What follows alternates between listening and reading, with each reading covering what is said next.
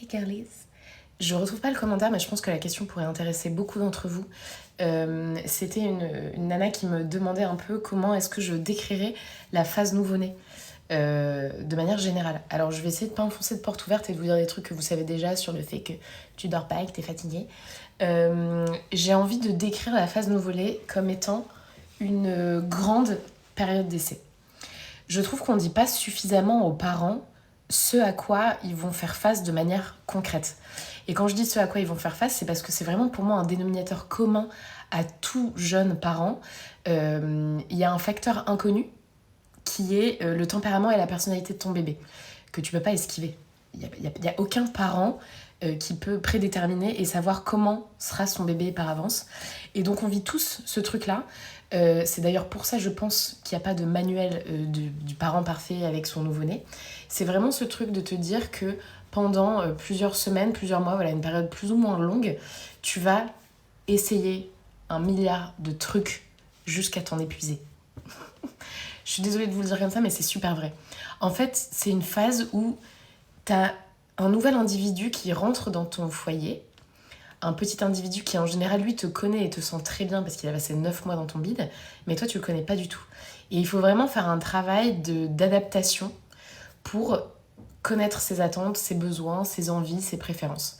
Donc tu vas essayer plein de trucs. Je vous cache pas qu'en général t'essayes plein de trucs qui marchent pas, jusqu'au jour où tu tiens du bout des doigts un truc qui fonctionne sur le sommeil, l'alimentation, comment le poser pour l'allaitement, pour tous les sujets. Hein. Tu tiens du bout des doigts un truc qui fonctionne. En général, il fonctionne quelques semaines et après, il faut recommencer à tout essayer. C'est un peu une recherche d'équilibre permanente. Je dirais que tu peux trouver ta stabilité au bout de quelques semaines, dans ton organisation, dans ton rythme, etc. Mais après, dans ton rapport au bébé en lui-même et dans tout ce qu'il y a à faire, c'est des essais. Il faut essayer des trucs. Ce que j'ai trouvé génial dans ma première daronie, donc en devenant la mère d'Astrid, c'est que on a beaucoup ri de ces situations d'essai avec Arthur. J'ai encore des vidéos de nous à 2h du mat en fou rire aux larmes avec Astrid dans son cododo en train d'essayer des trucs pour la faire dormir et machin. Et en fait, ça nous a sauvés. Je pense que quand tu acceptes aussi le côté période d'essai, tu enlèves une partie du fait d'être dans cette forme d'attente de résultats immédiats, ce qui est indispensable parce qu'on se fout. Enfin, moi, à titre perso, je me fous une pression de malade en tant que mère. Et en général, dans le milieu du travail, etc., quand tu es en période d'essai, toi-même, tu sais que les résultats vont pas être incroyables. Tu es en train de prouver que tu es à ta place, mais c'est pas maintenant que ça paye.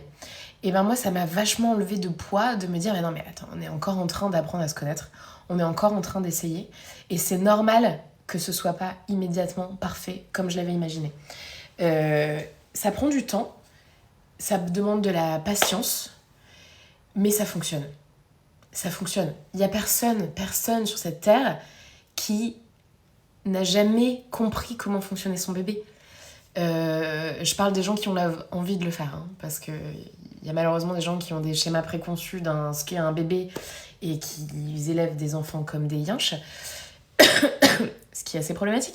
Mais pour ceux qui, comme moi, ont envie de comprendre leur bébé pour être sûr que ça se passe bien sur le long terme, vraiment, ça finit par se délier. Et il y a des moments, c'est hyper drôle parce que t'essayes un truc semaine 1, ça marche pas, et en fait, c'est ce truc, tu le réessayes semaine 4, et semaine 4, ça fonctionne. Donc, c'est pour ça qu'il faut pas lâcher. Et c'est de l'endurance. C'est un peu un marathon, quoi. Je sais pas si je voulais bien expliquer, mais je l'ai vraiment vécu comme ça. Grande période d'essai. On apprend à se connaître. Nouvelle entreprise, nouvel organigramme, et voilà. Mais honnêtement,